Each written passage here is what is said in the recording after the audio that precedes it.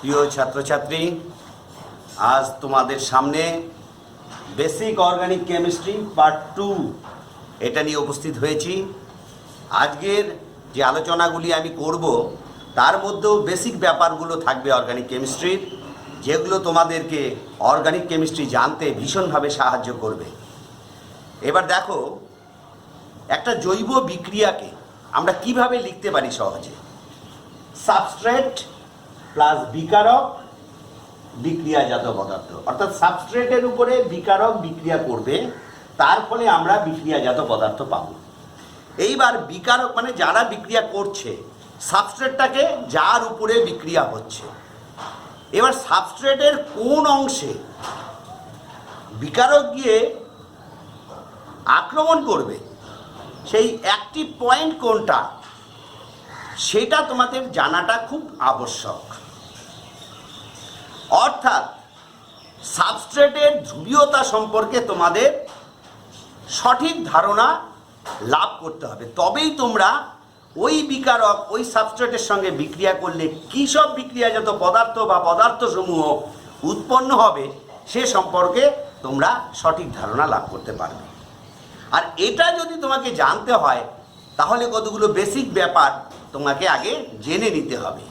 সেরকমই তিনটি গুরুত্বপূর্ণ বিষয় যা সাবস্ট্রেটের ধ্রুবীয়তাকে নির্ধারণ করতে বা প্রকাশ করতে সাহায্য করে। তিনটি এফেক্ট মেইনলি, আরও আছে, তবে মেইনলি তিনটে, তার কথা আমি বলছি। Inductive effect, hyper conjugative effect, resonance. এই এফেক্ট কটা সম্পর্কে তোমাদের খুব ভালো ধারণা দরকার। তো আমি এক এক করে এই আলোচনাগুলোয় আসছি। তোমরা বোর্ডের দিকে দেখো কি লিখেছি আমি, আবেশ প্রভাব। এর ইংরেজি নাম হচ্ছে ইন্ডাকটিভ এফেক্ট। জৈব যৌগের অণুতে এক বন্ধনে আবদ্ধ কার্বন শৃঙ্খলে অন্য কোনো পরমাণু বা গ্রুপের উপস্থিতির জন্য পরমাণু পরম্পরায় সমযোজী বন্ধনে উপস্থিত ইলেকট্রন জোড়ে যে স্থায়ী সরণ ঘটে তাকেই বলা হচ্ছে আবেশ প্রভাব। তাহলে একটা কার্বন শৃঙ্খল আছে, একযোজী কার্বন কার্বন কার্বন, এরা এক বন্ধন দ্বারা আবদ্ধ, এরকম একটা কার্বন শৃঙ্খল আছে। এই শৃঙ্খলে যদি এমন কোনো গ্রুপ বা পরমাণু প্রবেশ করে যে ইলেকট্রন টানছে বা ইলেকট্রন ঠেলছে বা ডোনেট করছে, তাহলে হয় electron withdrawing or electron donating. দেখো প্রথম ক্ষেত্রটা আমি বলেছি ইলেকট্রন উইথড্রয়িং গ্রুপ, তার মানে ও টেনে নিচ্ছে। তাহলে এই যে সমযোজী বন্ধনটা বিটুইন কার্বন অ্যান্ড এক্স, একটা গ্রুপ বা পরমাণু, এটা হচ্ছে ইলেকট্রন উইথড্রয়িং গ্রুপ। তাহলে নিজে কি হয়ে যাবে, ডেল্টা মাইনাস, আর এই কার্বনটা হয়ে যাবে ডেল্টা প্লাস। সো এখানে একটা পার্মানেন্ট পোলারিটির সৃষ্টি হবে, একটা পার্মানেন্ট ধ্রুবীয়তার সৃষ্টি হবে। ওই পরমাণু বা গ্রুপটা হয়ে যাবে মাইনাস আংশিকভাবে, এবং পাশের কার্বনটা হয়ে যাবে প্লাস। এবার যেই এই কার্বনটা প্লাস হলো, এর পরের যে কার্বন কার্বন বন্ধনটা আছে তাকেও কিন্তু আবার আংশিক ধ্রুবীয় করে ফেলবে। এই জোড়াটা আবার এই কার্বন টেনে নেওয়ার চেষ্টা করবে, ফলে এ আরো কম ধ্রুবীয় হবে, পজিটিভিটি এর কমে যাবে। এই জন্য লিখেছি ডেল্টা ডেল্টা প্লাস। সেটা আবার তার পরেরটাকে ধ্রুবীয় করবে, কিন্তু তার পরিমাণটা আরো কম হবে, সেটা এর জন্য লিখেছি ডেল্টা ডেল্টা ডেল্টা প্লাস। এইভাবে 3-4টে কার্বনের পরে এই প্রভাবটার খুব একটা লক্ষ্য করা যায় না। তাহলে কি হলো, এই এক বন্ধনের যে কার্বন শৃঙ্খল আছে পার্মানেন্টলি একটা পোলারিটি পেয়ে গেল। তাহলে এটা একদম ইন্ডাকটিভ এফেক্টের ফল। তাহলে ধ্রুবীয়তা সৃষ্টি হয়ে গেল সমযোজী অণুতে। আবার যদি উল্টো কেসটা হয়, যেখানে ওয়াই একটা গ্রুপ যেটা ইলেকট্রন ঠেলছে, ইলেকট্রন ডোনেটিং গ্রুপ বা ইলেকট্রন ডোনেটিং একটা পরমাণু, তাহলে কি হবে, ও নিচে ইলেকট্রন ঠেলে দিচ্ছে জন্য ওরা ঘাটতি হবে ইলেকট্রনের, ও হবে ডেল্টা পজিটিভ। আর এই পাশের কার্বনটা ইমিডিয়েটলি যেটা ওর সঙ্গে কানেক্টেড আছে সেটা হবে ডেল্টা নেগেটিভ। ও তখন ওই অতিরিক্ত ইলেকট্রনটাকে তার পরে ঠেলবে, ফলে এই যে সমযোজী এক বন্ধনটা আছে এটাও পোলার হয়ে পড়বে, কিন্তু এই কার্বনটার পোলারিটি এর থেকে কম হবে, এই জন্য এটাকে লিখেছি ডেল্টা ডেল্টা নেগেটিভ। সিমিলারলি তার পরেরটা হবে ডেল্টা ডেল্টা নেগেটিভ। সো দেখতে পেলে তোমরা, এই যে কার্বন শৃঙ্খল, এক বন্ধনে আবদ্ধ কার্বন শৃঙ্খল, এর মধ্যে electron donating or electron withdrawing group, এর ফলে ওই চেনটার মধ্যে একটা পার্মানেন্ট ধ্রুবীয়তার সৃষ্টি হচ্ছে। এটাকেই বলা হচ্ছে ইন্ডাকটিভ এফেক্ট বা আবেশ ক্রিয়া বা আবেশ প্রভাব। বুঝতে পারলে? এবার তোমরা বোর্ডের দিকে দেখো, এই যে আবেশ প্রভাব বা ইন্ডাকটিভ এফেক্ট, একে দুটো গ্রুপে ভাগ করা যায়। কি কি? একটাকে বলা হচ্ছে প্লাস আই প্রভাব, আরেকটাকে বলা হচ্ছে মাইনাস আই প্রভাব। যদি কোনো পরমাণু পুঞ্জ বা পরমাণুর ক্ষেত্রে এরকম হয় তারা যে কার্বন শৃঙ্খলে ওরা ইলেকট্রনটাকে ঠেলে দিচ্ছে, কার্বন শৃঙ্খলের দিকে ইলেকট্রন ঠেলে দিচ্ছে, ইলেকট্রন ডোনেটিং গ্রুপ হয়, তাহলে ওই গ্রুপটা ইলেকট্রনটা তার পাশের কার্বনকে দিবে, ফলে ওই কার্বনটা কি হবে? নেগেটিভলি চার্জড হবে আংশিকভাবে। সেটা তার পরেরটাকে করবে, যেভাবে দেখাচ্ছিলাম আগে, সেটা তার পরেরটাকে করবে। তাহলে এই ধরনের গ্রুপ যারা ইলেকট্রন ঠেলছে টুয়ার্ডস দ্য কার্বন চেন, তাদেরকে বলা হবে plus I effect, plus I প্রভাবযুক্ত গ্রুপ। তাদেরকে বলা হচ্ছে প্লাস আই প্রভাবযুক্ত গ্রুপ। কারা কারা এটা হতে পারে? তাহলে ইলেকট্রন যেহেতু ঠেলছে, তাহলে ওরা ইলেকট্রন রিচ হতে হবে। কারা কারা হতে পারে? যেমন দেখো NH minus, O minus, COO minus, alkyl groups, tertiary, তারপরে দেখো সেকেন্ডারি, তারপরে দেখো প্রাইমারি, তারপরে মিথাইল এবং তারপরে ডয়টেরিয়াম। তাহলে এরা কি করছে? ইলেকট্রনটা কার্বন শৃঙ্খল বরাবর ঠেলে দিচ্ছে। হাইড্রোজেনের আই এফেক্টকে শূন্য ধরে নিয়ে এটা করা হয়েছে। হাইড্রোজেনের রেসপেক্টে কারা বেশি তড়িৎ ঋণাত্মক বা কম তড়িৎ ঋণাত্মক। হাইড্রোজেনের থেকে যদি বেশি তড়িৎ ঋণাত্মক হয় তাহলে তো ইলেকট্রন টানবে, আর কম হলে ইলেকট্রন ঠেলবে। এরা অ্যাকচুয়ালি হাইপার কনজুগেশন, অ্যালকিল গ্রুপগুলো হাইপার কনজুগেশনের দ্বারা ইলেকট্রন ঠেলে। তাহলে বুঝতে পারলে? তাহলে এরা সবাই হচ্ছে প্লাস আই গ্রুপ। তাহলে প্লাস আই গ্রুপ কারা?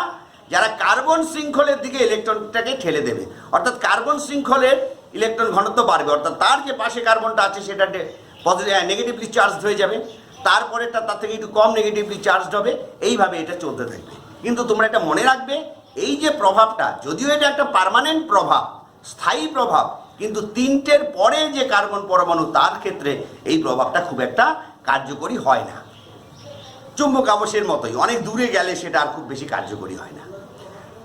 আরেক ধরনের গ্রুপ আছে যারা কার্বন শৃঙ্খলের ইলেকট্রন জোড়াকে নিজের দিকে টানছে, অর্থাৎ তার তড়িৎ ঋণাত্মকতা হাইড্রোজেনের থেকে বেশি ধরে নেওয়া হচ্ছে। কারা কারা হতে পারে এটা? দেখো NR3 plus, SR2 plus, NH3 plus, অর্থাৎ নিজেরা প্লাস, তাহলে ইলেকট্রন ঘাটতি আছে এদের, ফলে এরা ইলেকট্রন টানছে। এরা এর জন্য স্ট্রং মাইনাস আই গ্রুপ, নিজের দিকে টানছে। তাহলে গ্রুপ যদি নিজের দিকে ইলেকট্রন টানে তাহলে মাইনাস আই প্রভাব, আর গ্রুপ যদি ইলেকট্রন জোড়া ঠেলে তাহলে প্লাস আই প্রভাব। তাহলে এরা এই গ্রুপগুলো পড়বে। তারপরে দেখো আছে নাইট্রো, তারপরে SO2R, তারপরে আছে সায়ানাইড, তারপরে COOH মানে কার্বক্সিলিক অ্যাসিড, তারপরে হ্যালোজেন্স। হ্যালোজেন্স বলতে fluorine, chlorine, bromine, iodine. Fluorine সবচেয়ে বেশি তড়িৎ ঋণাত্মক, তাহলে এদের মধ্যে সবচেয়ে আই এফেক্ট বেশি হবে ফ্লোরিনের। তারপরে দেখো OR, তারপরে হচ্ছে OH। OR মানে অ্যালকক্সি তোমরা জানো, তারপরে OH মানে হাইড্রোক্সিল। তাহলে এরা ইলেকট্রন কি করবে? নিজের দিকে টেনে আনবে। তাহলে এদের তড়িৎ ঋণাত্মকতা অ্যাকচুয়ালি হাইড্রোজেনের থেকে বেশি, ফলে ইলেকট্রন ওরা নিজের দিকে টানছে। তাহলে যে সমস্ত গ্রুপ বা পরমাণু নিজের দিকে ইলেকট্রন টেনে আনে কার্বন শৃঙ্খল থেকে, তাদেরকে মাইনাস আই গ্রুপ বলা হচ্ছে। আর যারা ইলেকট্রন জোড়কে নিজের দিক থেকে কার্বন শৃঙ্খলের দিকে ঠেলে দেয় তাদেরকে প্লাস আই গ্রুপ বলা হয়। তাহলে এই ধারণাটা পরিষ্কার হলো, কারা প্লাস আই গ্রুপ, কারা মাইনাস আই গ্রুপ। এটা কিন্তু খুব ভালো করে মনে রাখতে হবে, কারণ এদের ভিত্তিতেই তোমার কিন্তু বিভিন্ন যৌগের ভৌত ধর্ম, জৈব যৌগের ভৌত ধর্ম আলোচনা করার ক্ষেত্রে তোমাদের এগুলোকে কিন্তু মনে রাখতে হবে। বোঝা গেল তাহলে এইটুকু? দেখো এবার মনোকার্বক্সিলিক অ্যাসিডগুলোর তীব্রতা আই প্রভাব দিয়ে কিভাবে ব্যাখ্যা করা যায়। ভালো করে লক্ষ্য করো, আমি দুটো স্ট্রাকচার এঁকেছি। একটা আলফা ক্লোরো অ্যাসিডিক অ্যাসিড, ঠিক আছে? আলফা ক্লোরো অ্যাসিড, এটা দেখো এই কার্বনটা হচ্ছে কার্বক্সিলিক অ্যাসিড গ্রুপ থেকে, দেখো এইটা হচ্ছে কার্বক্সিলিক অ্যাসিড গ্রুপ, তাহলে তার পাশের কার্বনটা হচ্ছে আলফা। আবার দেখো এইখানে কার্বক্সিলিক অ্যাসিড গ্রুপ হচ্ছে এটা, তাহলে তার পাশের কার্বনটা হচ্ছে আলফা কার্বন, তারপরের কার্বনটা হচ্ছে বিটা কার্বন। তাহলে এটা হচ্ছে আলফা ক্লোরো অ্যাসিডিক অ্যাসিড আর এটা বিটা ক্লোরো প্রোপানোয়িক অ্যাসিড। ঠিক আছে, বোঝা গেল?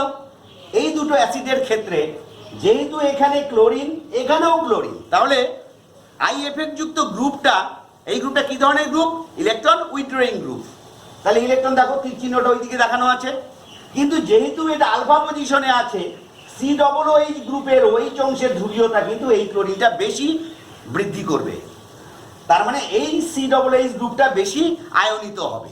আর এক্ষেত্রে ক্লোরিনটা কোথায় আছে? বিটা পজিশনে। ফলে COOH গ্রুপের প্রতি এর ধ্রুবায়ন ক্ষমতাটা কিন্তু কম হবে আই এফেক্টের দ্বারা। ফলে এক্ষেত্রে COOH গ্রুপের OH অংশের ধ্রুবীয়তা কিন্তু কম হবে। তাহলে relative position of the halogen, তাহলে relative position of the halogen যত গ্রুপ থেকে, কার্বক্সিলিক অ্যাসিড গ্রুপ থেকে যত দূরে হবে আই প্রভাবটা তত কিন্তু ডিমিনিশ করে যাবে। ফলে এক্ষেত্রে এই অ্যাসিডটার ধ্রুবীয়তা এটার থেকে বেশি হয়। পিকে ভ্যালু দিয়ে দেখবে, তোমাদের বইয়ে সেটা লেখা আছে। যার পিকে ভ্যালু যত কম তার অ্যাসিডিটি তত বেশি। এইটার পিকে ভ্যালু কম, এটার পিকে ভ্যালু হচ্ছে বেশি। ঠিক আছে, বুঝতে পারলে? তাহলে কার্বক্সিলিক অ্যাসিড গ্রুপ থেকে হ্যালোজেন পরমাণু দূরত্ব যত বেশি হবে তার আই প্রভাব তত কম হবে। এই কারণে আলফা অ্যাসিডটার ক্ষেত্রে আলফা হ্যালোজেন যেখানে আছে তার তীব্রতা বিটা হ্যালোজেনটা যেখানে আছে সেই অ্যাসিডের তীব্রতা থেকে বেশি। তাহলে এটা অ্যাসিডিক অ্যাসিডের হ্যালোজেন প্রতিস্থাপক, এটা প্রোপানোয়িক অ্যাসিডের ক্লোরিন প্রতিস্থাপক। এই ক্ষেত্রে তাহলে acidic acid alpha chloro acidic অ্যাসিডের ধ্রুবীয়তাটা এটার থেকে বেশি। বুঝতে পারলে জিনিসটা? এবার দেখো, দুটোই আলফা ক্লোরো অ্যাসিড নিয়েছি, একটা আলফা ক্লোরো অ্যাসিড, একটা আলফা ফ্লুরো অ্যাসিড নিয়েছি। আমরা জানি তড়িৎ ঋণাত্মকতা ফ্লুরিনের ক্লোরিনের থেকে অনেকটা বেশি। ফলে এর আই প্রভাবটা বেশি হবে। তাহলে এটা বেশি ইলেকট্রন টানবে। ফলে এই ক্ষেত্রে OH গুলোকে ধ্রুবীয়তাটা বেশি হবে। কিন্তু ক্লোরিনের তড়িৎ ঋণাত্মকতা যেহেতু ফ্লুরিনের থেকে কম, তাই এক্ষেত্রে COOH গ্রুপের OH অংশের ধ্রুবীয়তাটা কিন্তু কম হবে। ফলে এটা অধিক মাত্রায় বিয়োজিত হবে, এটা কম মাত্রায় বিয়োজিত হবে। পিকে ভ্যালু থেকে দেখো এটা পরিষ্কার বোঝা যাচ্ছে। পিকে ভ্যালু এর হচ্ছে 2.7, তার মানে এর ধ্রুবীয়তা বেশি এবং আম্লিকতা বেশি, এর ধ্রুবীয়তা কম তথা আম্লিকতা কম। বোঝা গেল? তাহলে একই পজিশনে একটার ক্ষেত্রে আমরা ফ্লোরিন নিয়েছি, একই পজিশনে কার্বক্সিলিক অ্যাসিডের একটার ক্ষেত্রে আমরা ক্লোরিন নিয়েছি। যেহেতু ফ্লোরিনের তড়িৎ ঋণাত্মকতা ক্লোরিনের থেকে বেশি, ফলে ধ্রুবীয়তা সৃষ্টিতে ফ্লোরিনের ক্ষমতা ক্লোরিনের থেকে বেশি। এই কারণে alpha fluoro acidic acid alpha chloro acidic acid থেকে বেশি তীব্র অ্যাসিড। এবার দেখো, একটাকে আমরা অ্যাসিডিক অ্যাসিড নিয়েছি, আরেকটাকে নিয়েছি আলফা ক্লোরো অ্যাসিডিক অ্যাসিড। তোমরা একটু আগে দেখেছো মিথাইল মূলকের প্লাস আই প্রভাব আছে, অর্থাৎ ইলেকট্রনেরা কার্বক্সিলিক অ্যাসিড গ্রুপের দিকে ঠেলছে। আর ক্লোরিনের আছে মাইনাস আই এফেক্ট, অর্থাৎ কার্বক্সিলিক অ্যাসিড থেকে গ্রুপ থেকে ওরা ইলেকট্রন নিজের দিকে টানছে। ফলে এই ক্ষেত্রে ক্লোরিন পরমাণুটা COOH গ্রুপটা ধ্রুবীয়তা বাড়াচ্ছে, ফলে এর আম্লিকতা কিন্তু বেশি হচ্ছে। দেখো পিকে ভ্যালুর মান কত? 2.86। আর এ করছে কি? উল্টো ইলেকট্রন ঠেলছে, ফলে COOH গ্রুপের ধ্রুবীয়তাটা কিন্তু কমিয়ে দিচ্ছে। ফলে এটা কম বিয়োজিত হচ্ছে। এই জন্য দেখো এর আম্লিকতা অনেক কম। 4 পিকে ভ্যালুটা 4.76। আর দেখো পিকে ভ্যালুর পার্থক্য প্রায় ডাবল, সুতরাং এর আম্লিকতা এর প্রায় ডাবল। তাহলে দেখো ক্লোরিন পরমাণুটা এই দুটো যৌগের অ্যাসিডিটির ক্ষেত্রে কতটা প্রভাব ফেলতে পেরেছে। ঠিক আছে, বুঝতে পারলে? আরও একটা এক্সাম্পল দেখো, সেখানে ডাইক্লোরো অ্যাসিড নিয়েছি আর এটা মনোক্লোরো অ্যাসিড নিয়েছি। তাহলে এখানে দুটো ক্লোরিনের মাইনাস আই প্রভাব আর এখানে একটা ক্লোরিনের মাইনাস আই প্রভাব। ফলে এই যে COOH গ্রুপ আছে এর ধ্রুবীয়তাটা এই COOH গ্রুপ থেকে অনেক বেশি, ফলে এটা অনেক বেশি বিয়োজিত হবে। ফলে এর আম্লিকতা এটার থেকে বেশি হবে। তাহলে এখানে দুটো ক্লোরিনের মাইনাস আই প্রভাব COOH গ্রুপের ধ্রুবীয়তাটা বাড়াচ্ছে, আর একটা ক্লোরিনের মাইনাস আই প্রভাব COOH গ্রুপের ধ্রুবীয়তা বাড়াচ্ছে। ফলে এক্ষেত্রে ধ্রুবীয়তাটা অনেক বেশি হয়, এর আম্লিকতা এটার থেকে অনেক বেশি। এই জন্য তোমার dichloro acetic acid monochloro acetic acid অপেক্ষা অধিক তীব্র অম্ল। তাহলে দেখো পিকে ভ্যালু থেকেও সেটা পরিষ্কার। পিকে ভ্যালু এর কত? 1.29, আর এখানে হচ্ছে 2.86। তোমাদের হয়তো এরকম পিকে ভ্যালু দুটো দেওয়া থাকবে, স্ট্রাকচার দুটো দেওয়া থাকবে, দিয়ে বলবে কোনটা বেশি আম্লিক এবং কেন। তাহলে এই আইএফএফ দিয়ে তোমাদের কিন্তু এইভাবে ব্যাখ্যা করতে হবে। আগেও যে এক্সাম্পলগুলো দিয়েছি সেগুলো কিন্তু এইভাবে ব্যাখ্যা করতে হবে। তাহলে বুঝতে পারলে নিশ্চয়ই? এবার দেখো অ্যামিনগুলোর ক্ষারকত্ব কিভাবে ব্যাখ্যা করা যায়। আমি 3টা অ্যামিন এখানে এঁকেছি, প্রাইমারি অ্যামিন, সেকেন্ডারি অ্যামিন এবং টারশিয়ারি অ্যামিন। এদের প্রত্যেকের উপরে দেখো এক জোড়া করে লোন পেয়ার আছে। এই অ্যামিনগুলোর ক্ষারকত্ব ডিপেন্ড করে এই লোন পেয়ারের কনসেন্ট্রেশনের উপরে, গাঢ়ত্বের উপরে। এই লোন পেয়ারটা যত বেশি দান করতে পারবে তার লুইস ক্ষারকত্ব তত বেশি। তাহলে যার উপরে নাইট্রোজেনের উপরে, এখানে সবার নাইট্রোজেন আছে দেখো, এই নাইট্রোজেনের উপরে লোন পেয়ারের ঘনত্ব যেখানে যত বেশি হবে তার ইলেকট্রন জোড়টা দান করা তত সহজ হবে। যার ইলেকট্রন ঘাটতি আছে তাকে সেই ইলেকট্রন জোড়টা দান করতে পারবে। অর্থাৎ এরা সবাই লুইস ক্ষারকত্ব দেখাবে। এটা কি দেখাবে? Lewis basicity. তাহলে এক্ষেত্রে একটা মিথাইলের প্লাস আই প্রভাব আছে, ফলে এখানে ইলেকট্রন ঘনত্ব কম বাড়ছে। এখানে দুটো মিথাইল আছে, তাহলে এখানে নাইট্রোজেনের উপরে ইলেকট্রন ঘনত্ব আরো বাড়ছে। আর এখানে তিনটা মিথাইল আছে জন্য এখানে নাইট্রোজেনের উপরে ইলেকট্রন ঘনত্ব সবচেয়ে বেশি। তাহলে অ্যাভেলেবিলিটি অফ ইলেকট্রন পেয়ার সবচেয়ে বেশি আছে এই টারশিয়ারি অ্যামিনের ক্ষেত্রে। ফলে দেখো ক্ষারকত্বের ক্রমটা প্রাইমারি থেকে সেকেন্ডারি বেশি, সেকেন্ডারি থেকে টারশিয়ারির বেশি। তাহলে বুঝতে পারলে জিনিসটা? তাহলে এই ক্ষেত্রে এটা লুইস বেসিসিটি, লুইস ক্ষারকত্ব। তাহলে নাইট্রোজেন কত সহজে ইলেকট্রন দান করতে পারছে সেটা ডিপেন্ড করবে তার উপর ইলেকট্রন গাঢ়ত্ব কত, ইলেকট্রন কনসেন্ট্রেশন কতটা আছে। এবার এইটা আবার ডিপেন্ড করছে কতগুলো মিথাইল মূলকের সঙ্গে সেটা যুক্ত। যত বেশি মিথাইল মূলক যুক্ত থাকবে প্লাস আই প্রভাবের দরুন ইলেকট্রনের ঘনত্ব নাইট্রোজেনের উপরে তত বাড়তে থাকবে। ফলে তাদের একই সঙ্গে অ্যাকর্ডিংলি তাদের কি বাড়তে থাকবে? বেসিসিটি বাড়তে থাকবে, ইনক্রিজ করতে থাকবে। বুঝতে পারলে? এবার দেখো একটা ইন্টারেস্টিং পয়েন্ট আমি তোমাদের সঙ্গে আলোচনা করছি। একটু আগে যে অ্যামিনের ক্ষারকত্বগুলো বললাম সেটা হচ্ছে গ্যাসীয় দশায়, লিখে দিয়েছি দেখো, গ্যাসীয় দশায় 1 ডিগ্রি থেকে 2 ডিগ্রি বেশি ক্ষারীয়, 2 ডিগ্রি থেকে 3 ডিগ্রি বেশি ক্ষারীয় due to plus I effect of the methyl group. Simple reason, এটা ইলেকট্রনের অ্যাভেলেবিলিটি বাড়ছে। কিন্তু যদি জলীয় মাধ্যমে যদি এই ক্ষারকত্বটা আমরা তুলনা করি তখন কিন্তু ওই as it is as simple থাকছে না জিনিসটা। তখন দেখো ক্রমটা অরিজিনালি কি হচ্ছে, সেকেন্ডারি অ্যামিন হচ্ছে সবচেয়ে ক্ষারীয়, তারপরে হচ্ছে প্রাইমারি অ্যামিন, আর টারশিয়ারিটা সবচেয়ে কম, টারশিয়ারিটা হচ্ছে সবচেয়ে কম ক্ষারীয়। তাহলে সবচেয়ে কম ক্ষারীয় এখানে কে? Tertiary amine. আগের বার কে ছিল? টারশিয়ারি অ্যামিনই সবচেয়ে ক্ষারীয় ছিল। এবার কেন এমন হচ্ছে? যখনই অ্যামিনগুলোকে জলে দেওয়া হচ্ছে তখন সে হাইড্রোজেন বন্ধন তৈরি করছে, আবার মিথাইল মূলকগুলোর প্লাস আই প্রভাব আছে। তাহলে এই দুটো ভিন্ন ধর্মী প্রভাব কাজ করছে এখানে। তাহলে লিখেছি দেখো, অ্যামিনগুলির অনুবন্ধী অ্যাসিডের হাইড্রোজেন বন্ধন ঘটিত দ্রাবকায়ন এবং মিথাইল মূলকের আই প্রভাবের মিলিত প্রভাব, এই দুটো কারণের জন্য এটার ক্ষেত্রে আছে ক্ষারকত্বের ক্রমটা যেমন সিম্পল আগের বার শুধু আই এফেক্ট দিয়ে ব্যাখ্যা করা যাচ্ছিল, এবার কিন্তু তা যাচ্ছে না। এইবার দুটো প্রভাবের জন্য আলটিমেটলি দেখা যাচ্ছে সেকেন্ডারি অ্যামিনটা হচ্ছে সবচেয়ে ক্ষারীয় জলীয় মাধ্যমে, তারপরে হচ্ছে প্রাইমারি অ্যামিন এবং সবচেয়ে কম ক্ষারীয় হচ্ছে টারশিয়ারি অ্যামিন। তাহলে এই কোশ্চেনটা কিন্তু খুব পরীক্ষায় আসে যে গ্যাসীয় মাধ্যমে এবং জলীয় মাধ্যমে প্রাইমারি, সেকেন্ডারি ও টারশিয়ারি অ্যামিনের ক্ষারকত্বের ক্রমটা লিখো। বিভিন্ন কম্পিটিটিভ এক্সামেও কিন্তু থাকে। তাহলে বিষয়টা হচ্ছে এরকম হবে তখন। তাহলে বুঝতে পারলে, যখন গ্যাসীয় মাধ্যম হচ্ছে শুধুমাত্র আই প্রভাব দিয়েই ব্যাখ্যা করা যাচ্ছে, কিন্তু জলীয় মাধ্যম হলেই তখন হাইড্রোজেন বন্ধনজনিত দ্রাবকায়ন অ্যাজ ওয়েল অ্যাজ তোমার I effect of the methyl group, এই দুটোকেই কনসিডার করতে হচ্ছে। তখন দেখা যাচ্ছে আগের মতো আর সিম্পল যে ফর্মুলাটা আমার ছিল আই এফেক্টের পরিমাণ বাড়ছে জন্য ক্ষারকত্ব বাড়ছে, ইলেকট্রন অ্যাভেলেবিলিটি বাড়ছে, এরকম বলা আর যাচ্ছে না। তখন অরিজিনাল ক্রমটা হয়ে যাচ্ছে এইরকম। তাহলে ইন্ডাকটিভ ইফেক্টের আলোচনা এইটুকুই থাকলো। পরের আলোচনায় আসি এবার অন্য প্রসঙ্গ নিয়ে। এবার তোমাদের একটা অত্যন্ত গুরুত্বপূর্ণ বিষয় সম্পর্কে আলোচনা করব, সেটা হলো রেজোনেন্স। এবং এটা তোমরা যতদিন কেমিস্ট্রিটা পড়বে ততদিনই আশা করি তোমাদের খুব কাজে লাগবে। এবার রেজোনেন্স বিষয়টা কি সেটা তোমাদের একটু ক্লিয়ার করছি। ডেফিনেশনটা কিভাবে দেওয়া হচ্ছে তোমরা একটু লক্ষ্য করো।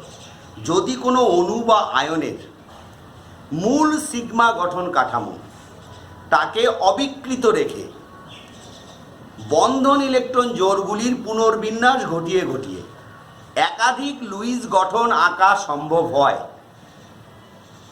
যাদের কোনোটি এককভাবে ওই অণু বা আয়নটির সমস্ত ধর্ম ব্যাখ্যা করতে পারে না, কিন্তু কিছু কিছু ধর্মকে ব্যাখ্যা করতে পারে, কিন্তু ওই রেজোনেটিং গঠনগুলির বা ওই লুইস গঠনগুলির যে সামগ্রিক রূপ বা রেজাল্টেন্ট যেটা ওই অণু বা আয়নটির সমস্ত ধর্মের ব্যাখ্যা সঠিকভাবে করতে পারে। যদি কোনো অণু বা আয়নের ক্ষেত্রে এরকম করা সম্ভব হয়, এরকম অনেকগুলি লুইস গঠন আঁকা সম্ভব হয়, তাহলে বলা হবে ওই অণু বা আয়নটিতে রেজোনেন্স হচ্ছে। বুঝতে পারলে জিনিসটা? আমি ডেফিনিশনটা এখানে লিখে দিয়েছি, তোমাদের বইয়ের মতো করেই লিখে দিয়েছি অনেকটা। কোনো অণু বা আয়নের মূল সিগমা গঠন কাঠামোকে অবিকৃত রাখতে হবে। তাহলে প্রথম শর্তটাই হচ্ছে মূল যে সিগমা কাঠামো সেটাকে কোনোভাবেই নষ্ট করা যাবে না। সেটাকে অবিকৃত রেখে বন্ধন ইলেকট্রন জোড়গুলির পুনর্বিন্যাস ঘটিয়ে একাধিক লুইস গঠন আঁকতে হবে, যাদের কোনো একটা এককভাবে ওই অণু বা আয়নটার কিছু কিছু ধর্মের ব্যাখ্যা করতে পারবে, কিন্তু সমস্ত ধর্মকে ও কোনোভাবেই ব্যাখ্যা করতে পারবে না। কিন্তু ওই লুইস গঠনগুলোর যদি একটা সামগ্রিক রূপ আমি নিই, একটা রেজাল্টেন্ট যদি আমি নিই, তাহলে সেটা ওই অণু ও আয়নটির সমস্ত ধর্মকে সঠিকভাবে ব্যাখ্যা করতে পারবে। যদি এমন কোনো অণু বা আয়নের ক্ষেত্রে এই ঘটনাগুলি করা সম্ভব হয়, এরকম লুইস গঠনগুলি আঁকা সম্ভব হয়, তাহলে বলা হবে যে ওই অণু বা আয়নটির রেজোনেন্স হচ্ছে। সংজ্ঞাটা আমি একটু আমার মতো করে বললাম, তোমরা তোমাদের বই যেটাই তোমরা ফলো করো সেটা দেখে সেরকমভাবে তোমরা ডেফিনেশনটা মনে রাখতে পারো। তাহলে বিষয়গুলো ঠিকঠাক থাকতে হবে। বিষয়গুলো কি? সিগমা কাঠামোটাকে অবিকৃত রাখতে হবে, তারপর তার যে বন্ধন ইলেকট্রন জোড় আছে তাদেরকে পুনর্বিন্যাস করে করে ওই সিগমা কাঠামোটাকে ধরে একাধিক লুইস গঠন আঁকতে হবে। ওদের একটা যে কোনো লুইস গঠন কিছু কিছু ধর্মের ব্যাখ্যা করতে পারবে, কিন্তু সব ধর্ম ব্যাখ্যা করতে পারবে না। কিন্তু ওই লুইস গঠনগুলোর একটা সামগ্রিক রূপ, যাকে আমরা রেজাল্টেন্ট বলতে পারি, সেটা ওই অণু বা আয়নটার সমস্ত ধর্মকে দারুণভাবে ব্যাখ্যা করতে পারবে, সুন্দরভাবে ব্যাখ্যা করতে পারবে। এরকম যদি করা সম্ভব হয়, তাহলে বলা হবে ওই অণু বা আয়নটি রেজোনেন্স হচ্ছে। ডেফিনেশনটা এখানে লেখা আছে, একবার এক ঝলক দেখে নিতে পারো। এই হলো রেজোনেন্সের ডেফিনেশন। এবার আমি এটার মধ্যে কতগুলো বিষয়ে আসছি।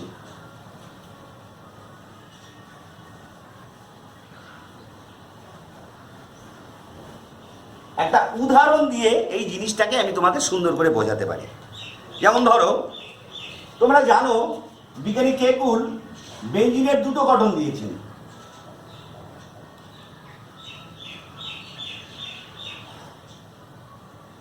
এই একটা গঠন, মনে করি এটা গঠন নাম্বার 1।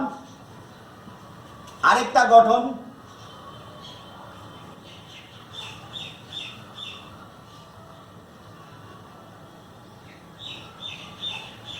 মনে করি এটা গঠন নাম্বার হচ্ছে 2। এদের কোনোটাই এককভাবে বেঞ্জিনের কিন্তু সমস্ত ধর্মকে ব্যাখ্যা করতে পারে না। এই গঠনগুলো একটা আরেকটার মধ্যে পরিবর্তিত হয়ে যায়। এবার এদের মধ্যে সেইগুলো বেশি পরিমাণে পাওয়া যাবে যাদের স্থায়িত্বটা বেশি হবে। তার মানে একটা অণু বা আয়নের একাধিক ইলেকট্রনীয় গঠন তুমি আঁকতে পারো মূল সিগমা গঠনটাকে। যেমন এখানে হেক্সাগনটা হচ্ছে মূল সিগমা, তাহলে এটাকে অবিকৃত রেখে তুমি আরো অনেক গঠন আঁকতে পারো, অনেকগুলো সম্ভাব্য গঠন আঁকতে পারো, কিন্তু সেগুলো রিয়ালিস্টিক নাও হতে পারে। তাহলে কোনগুলো সঠিক রেজোনেটিং গঠন, এই গঠনগুলোকে বলা হচ্ছে রেজোনেটিং গঠন বা ক্যানোনিক্যাল গঠন। তাহলে এগুলোকে রেজোনেটিং গঠন বা ক্যানোনিক্যাল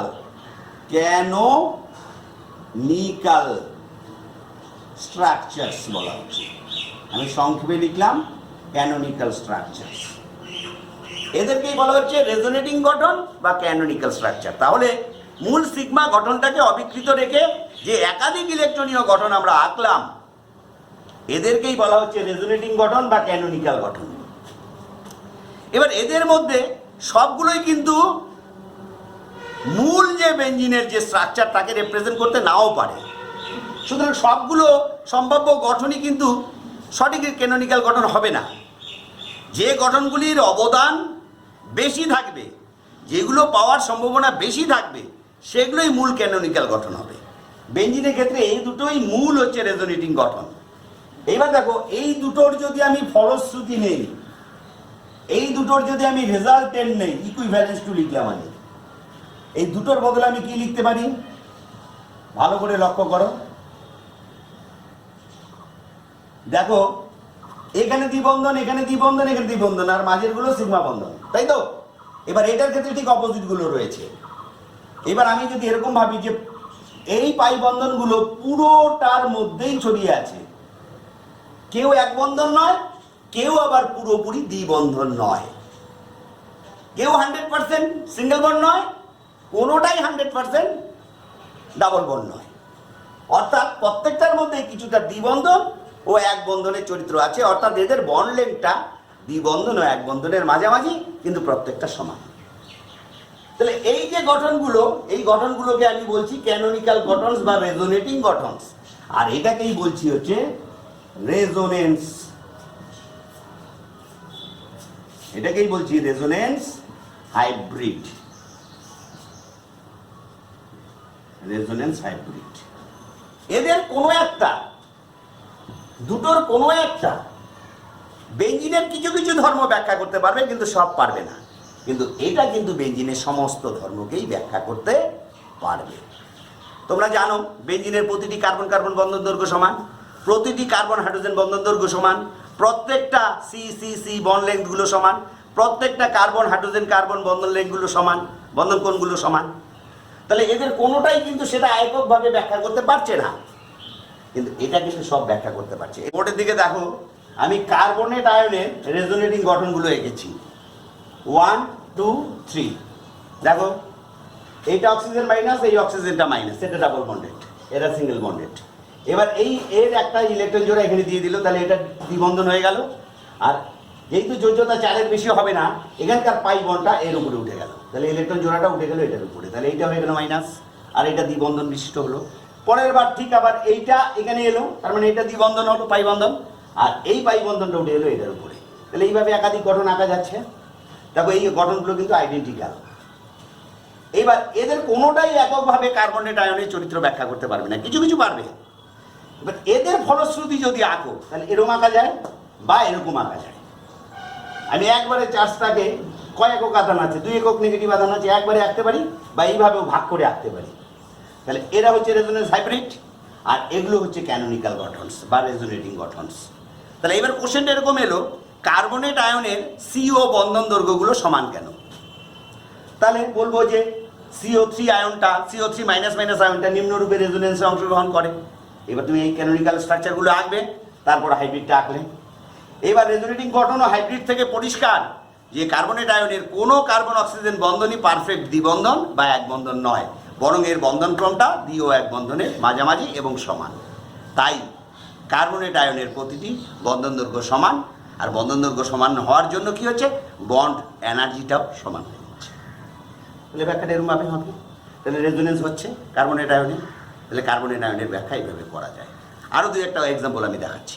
দেখো আরেকটা আমি এরকম দেখাচ্ছি রেজোনেন্স বেঞ্জাইল অ্যানায়ন। বেঞ্জাইলের কথা গত যে ভিডিওটা তাতে তোমাদের বলেছিলাম, benzyl group, benzyl anion, negative আধানযুক্ত কার্বন যখন নেগেটিভ আধান তখন কার্ব অ্যানায়ন বলা হয়। এবার দেখো এই ইলেকট্রন জোড়াটা এখানে এলো, এটা দ্বিবন্ধন হয়ে গেল, আর এই জোড়াটা এটার উপরে উঠে গেল, তাহলে এই কর্নারটা হলো, এই কার্বনটা হলো নেগেটিভ। পরের বার এই জোড়াটা এখানে এলো, এইটা উঠে গেল এখানে। যোজ্যতার দেখো কোনো চেঞ্জ হবে না, মূল স্ট্রাকচারেরও দেখো কোনো চেঞ্জ হচ্ছে না। তার মানে রেজোনেন্সের যে বেসিক নিয়ম সেটাকে কিন্তু মাথায় রাখতে হবে। এইভাবে কিন্তু আমি অনেকগুলো রেজোনেটিং গঠন আঁকতে পারলাম। আবার এদেরই ফলশ্রুতি হিসাবে এটা হাইব্রিড আমি আঁকতে পারলাম। তাহলে রেজোনেন্সটা বোঝানো গেল, এইভাবে রেজোনেন্স করা হচ্ছে। তাহলে কি করলাম, আমি বন্ধন ইলেকট্রন জোড়গুলির পুনর্বিন্যাস ঘটালাম, কিন্তু মূল সিগমা কাঠামোটা কিন্তু কোনোভাবেই নষ্ট করা যাবে না, কোনোভাবেই ওটাকে বিকৃত করা যাবে না, এটা হচ্ছে প্রধান শর্ত। এবং যে রেজোনেটিং গঠনগুলো আঁকবে সেগুলো সম্ভাব্য গঠনের মধ্যে পড়বে কি না তা নির্ণয় করার জন্য একটা নিয়ম বলে দেওয়া হয়েছে, যে ওই যে রেজোনেটিং গঠন বা ক্যানোনিক্যাল গঠনগুলো আঁকবে তাদের মধ্যে শক্তির পার্থক্যটা, ফারাকটা, ডিফারেন্সটা যেন খুব বেশি না হয়। তাহলে রেজোনেটিং গঠন আঁকার নিয়ম, রেজোনেন্স হাইব্রিড কী করে করতে হচ্ছে নিশ্চয়ই তোমাদের বোঝাতে পারলাম। এবার বাকি অংশটা দেখো। এবার দেখো ক্যানোনিক্যাল বা রেজোনেটিং গঠন লেখার শর্তগুলো কি কি।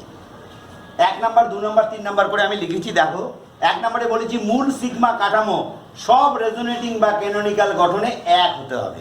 তার মানে সিগমা কাঠামোটা তুমি কোনোভাবেই নষ্ট করতে পারবে না, ওটা এক হতে হবে। 2 নাম্বার রেজোনেটিং গঠনাকৃতির প্রতিটিতে যুগ্ম এবং অযুগ্ম ইলেকট্রনের সংখ্যা সমান হতে হবে। যে কোনোই রেজোনেটিং গঠন তুমি আঁকো না কেন, তার প্রত্যেকটাতেই যুগ্ম ও অযুগ্ম ইলেকট্রনের সংখ্যা সমান হতে হবে। 3 নাম্বার, এই যে রেজোনেটিং গঠনগুলো আঁকলা, সেই অণু বা আয়নটার মধ্যে প্রত্যেকটা পরমাণুকে একই সমতলে বা একই প্লেনে থাকতে হবে। 4 নাম্বার, এই গঠনাকৃতিগুলির অন্তর্নিহিত শক্তি বা স্থায়িত্ব প্রায় একই রকমের হতে হবে। একটার সঙ্গে আরেকটার স্থায়িত্বের বা শক্তির পার্থক্য খুব বেশি থাকা চলবে না, তাহলে সেটা কিন্তু তোমার অর্থপূর্ণ রেজোনেটিং গঠন হবে না। ঠিক আছে।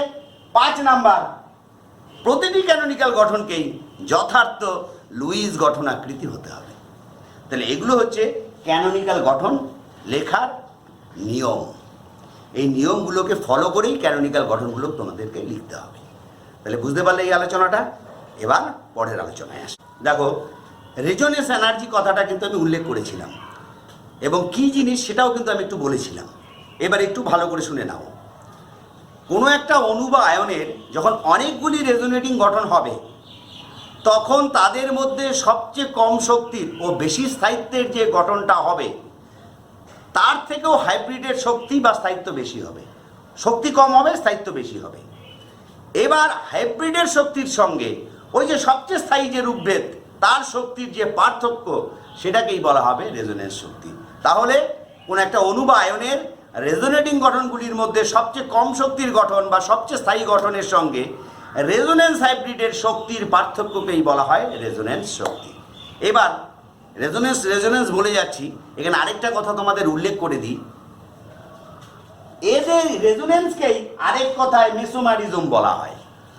যদি কনজুগেটেড পাই সিস্টেমে এই ঘটনাটা ঘটে, কনজুগেটেড পাই সিস্টেম তার মানে কি, পাই সিগমা পাই সিগমা পাই সিগমা, বা পাই সিগমা করে একটা লোন পেয়ার আছে যেটা কিনা ওর সঙ্গে কনজুগেশনে আছে, বা নাইট্রো গ্রুপ আছে এই পাই সিগমার কনজুগেশনের সঙ্গে আছে।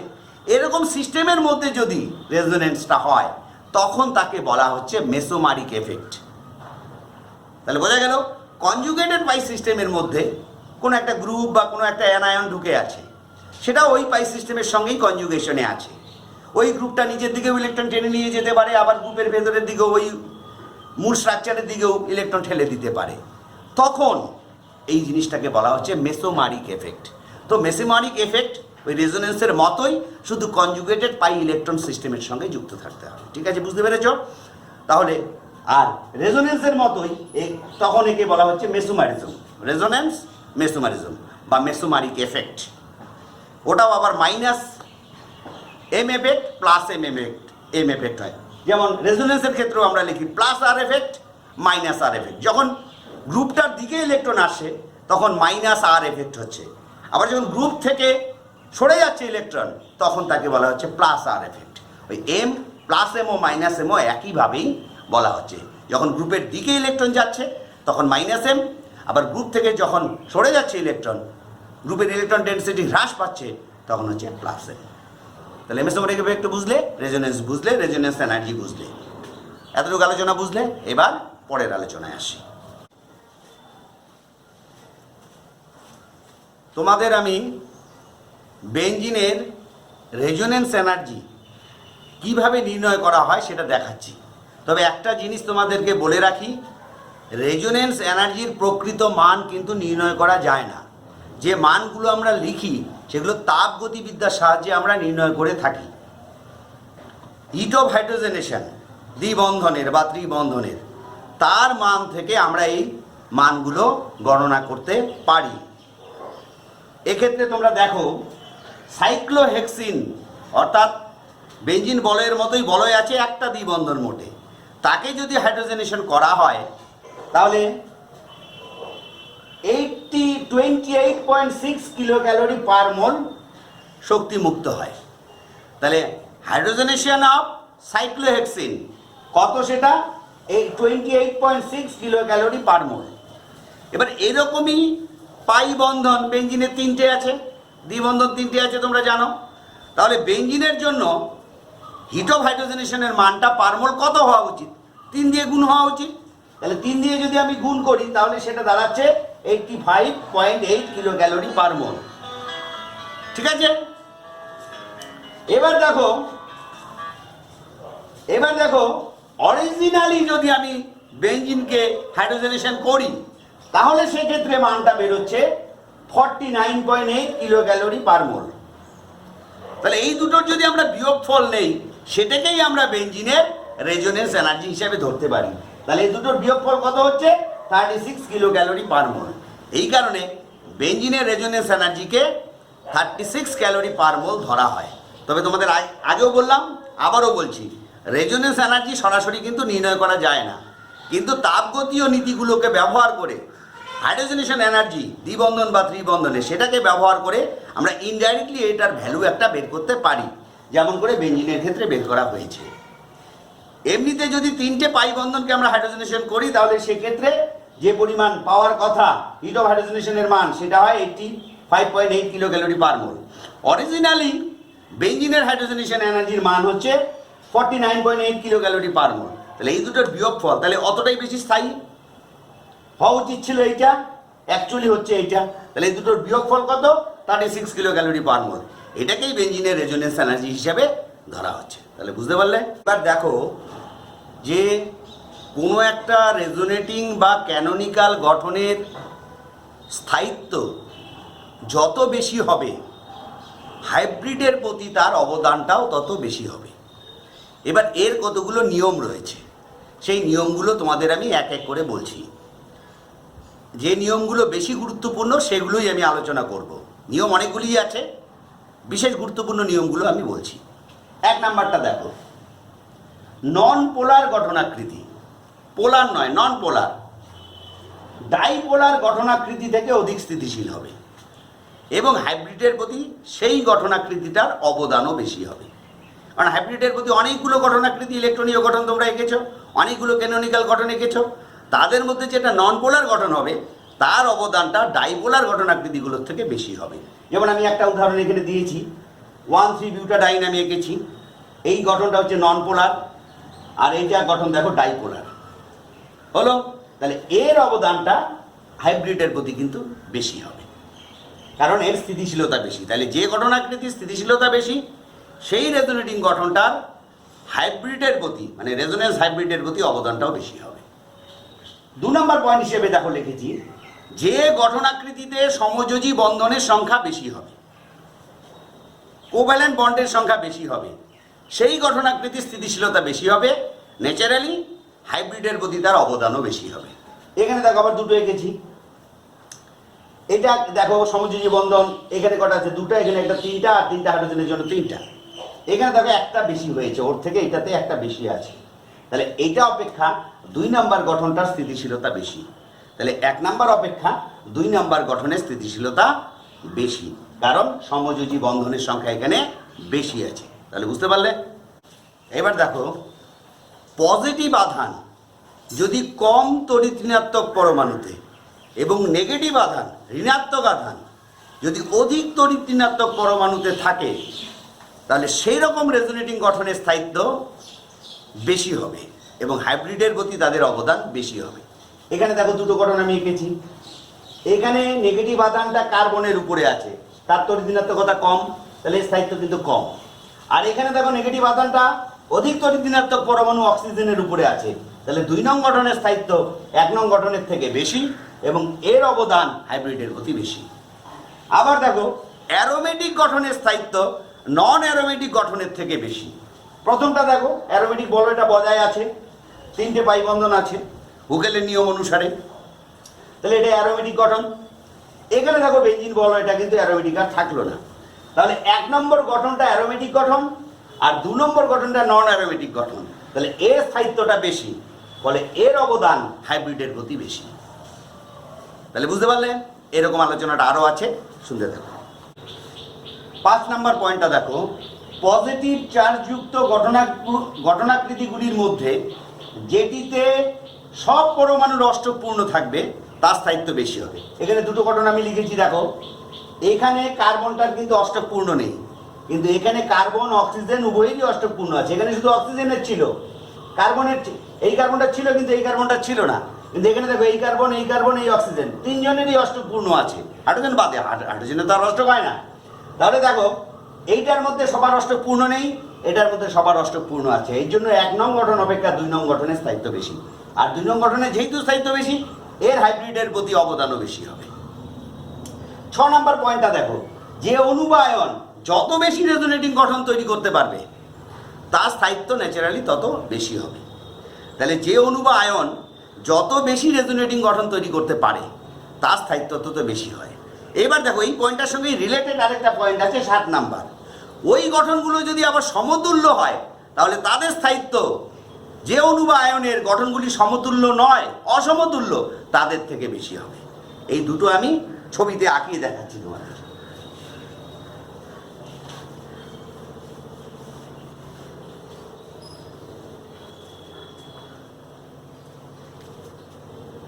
এবার দেখো CH3 C ডাবল বন্ড ও, আর এখানে হচ্ছে OH। তোমরা জানো এটা অ্যাসিডিক অ্যাসিডের গঠন।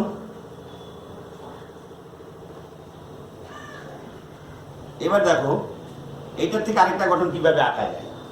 আমি যদি এটাকে এখানে দেই, এটা আমি এর উপরে উঠিয়ে দিতে পারি, তাই তো? তাহলে গঠনটা তখন কিরকম হবে?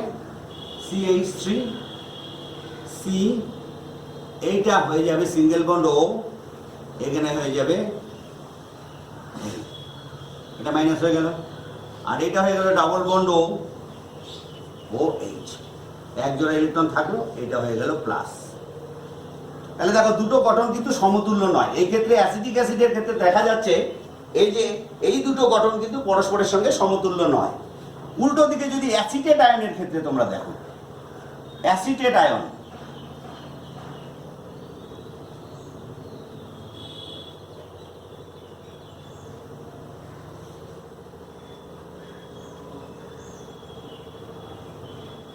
এটা মাইনাস হলো। এবার দেখো এটা এখানে গেল, এইটা চলে এলো এটার উপরে, তাহলে কি গঠনটা পাওয়া যাচ্ছে? দেখো রেজোনেটিং গঠন CH3 C, এখানে হয়ে যাচ্ছে সিঙ্গেল বন্ড ও, এটা হয়ে যাচ্ছে তখন মাইনাস, আর এটা হয়ে যাচ্ছে ডাবল বন্ড ও, তাই তো হলো? এবার দেখো এই দুটো গঠনই কিন্তু সমতুল্য। এই কারণে অ্যাসিডিক অ্যাসিড অপেক্ষা অ্যাসিটেট আয়নের স্থায়িত্ব কিন্তু বেশি। এই কারণে অ্যাসিডিক অ্যাসিড বিয়োজিত হয়ে অ্যাসিটেট আয়নে পরিণত হয়। এই কারণেই কিন্তু অ্যাসিডিক অ্যাসিড একটা অ্যাসিড, কারণ এটা অ্যাসিটেট আয়নে বিয়োজিত হয় অধিক স্থিতিশীল জন্য, ফলে সঙ্গে কি H+ আয়ন দেয়। এই কারণে অ্যাসিডিক অ্যাসিড কিন্তু একটা অ্যাসিড। অ্যাসিডিক অ্যাসিড অপেক্ষা অ্যাসিটেট আয়নের স্থায়িত্ব বেশি, কারণ তার গঠনগুলি, রেজোনেটিং গঠনগুলি সমতুল্য প্রকৃতির। তাহলে এই বিষয়টা বুঝতে পারলে? এরকমভাবে আরো অনেক উদাহরণ দেখানো যায়। সমতুল্য গঠন, অসমতুল্য গঠন। সমতুল্য গঠন বিশিষ্ট রেজোনেটিং গঠনগুলোর স্থায়িত্ব বেশি হবে, আর অসমতুল্য গঠন বিশিষ্ট রেজোনেটিং গঠনগুলোর স্থায়িত্ব কম হবে। এই কারণে অ্যাসিডিটি নির্ণয়ের ক্ষেত্রে এই কারণটা খুব কাজে লাগবে তোমাদের। ফেনল আছে, কার্বক্সিলিক অ্যাসিড আছে ইত্যাদির অ্যাসিডিটি ব্যাখ্যা করতে গিয়ে এই বিষয়গুলো কাজে লাগবে। তাহলে বুঝতে পারলে এটা? এবার আরেকটা জিনিস দেখো, একই পরমাণুতে যদি 2 একক আধান থাকে তাহলে তার অবদানটা কিন্তু কম হবে।